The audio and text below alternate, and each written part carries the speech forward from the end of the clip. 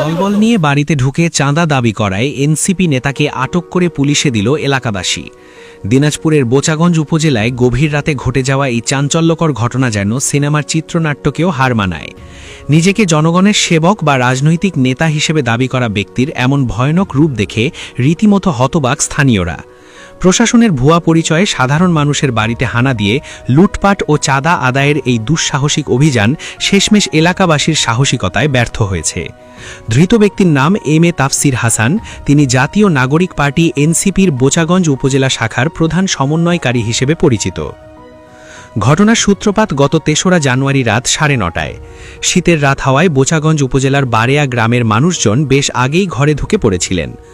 ভুক্তভোগী সন্তোষ কুমার রায়ের পরিবারের সদস্যরাও রাত ৮টার মধ্যে রাতের খাবার শেষ করে ঘুমের প্রস্তুতি নিচ্ছিলেন। গ্রামের নিস্তব্ধতা ভেঙে হঠাৎই সন্তোষ কুমারের বাড়ির সামনে শুরু হয় শোরগোল। একদল মানুষ নিজেদেরকে নেতা দাবি করে হাতে লোহার পাইপ ও স্টিলের লাঠি নিয়ে বাড়ির প্রধান ফটকে এসে সজোরে ধাক্কাধাক্কি শুরু করে। বাড়ির লোকজন ভয় পেয়ে গেলে তারা নিজেদেরকে প্রশাসনের লোক বলে পরিচয় দেয়। সরল বিশ্বাসে এবং ভয়ে বাড়ির গেট খুলে দিলেই শুরু হয় তাণ্ডব। বাড়ির ভেতরে প্রবেশ করেই তাফসির হাসান ও তার সঙ্গীরা সন্তোষ কুমারের বড় ভাই পরিমল চন্দ্র রায়কে খুঁজতে থাকে। তারা ঘরের আসবাবপত্র লণ্ডভণ্ড করতে শুরু করে এবং ত্রাসের রাজত্ব কায়েম করে। এক পর্যায়ে তারা পরিমল চন্দ্র রায়ের স্ত্রীর দিকে তেড়ে যায়। নারকীয় কায়দায় হুমকি দিয়ে তারা বলে, স্বামীকে বের করে দিন, না দিলে সবাইকে শেষ করে দিব। ভয় দেখিয়ে তারা পরিবারের কাছে তাৎক্ষণিকভাবে ২ লাখ টাকা চাঁদা দাবি করে। তাদের হাতে থাকা লোহার রড ও লাঠিসোঁটা দেখে পরিবারের নারী ও শিশুরা আতঙ্কিত হয়ে পড়ে। তবে তারা ভাবতেও পারেনি যে তাদের এই অপারেশন ভেস্তে যাবে। পরিবারের সদস্যদের আত্মরক্ষার আর্তনাদ ও চিৎকারে নিস্তব্ধ গ্রাম জেগে ওঠে। আশপাশের বাড়িঘর থেকে স্থানীয়রা ছুটে আসেন। পরিস্থিতি বেগতিক দেখে তারা পালানোর চেষ্টা করে, কিন্তু গ্রামবাসী সাহসিকতার সঙ্গে তাদেরকে ঘিরে ফেলে। ধাওয়া করে মূল হোতা এনসিপি নেতা এম এ তাফসির হাসান এবং তার সহযোগী মঞ্জুর আলমকে হাতে নাতে আটক করতে সক্ষম হয় জনতা। তবে তাদের সাথে থাকা বাকি সঙ্গীরা অন্ধকারের সুযোগ নিয়ে পালিয়ে যেতে সক্ষম হয়। এরপর বিক্ষুব্ধ জনতা আটককৃতদের উত্তম মধ্যম দিয়ে বোচাগঞ্জ থানা পুলিশের হাতে তুলে দেয়।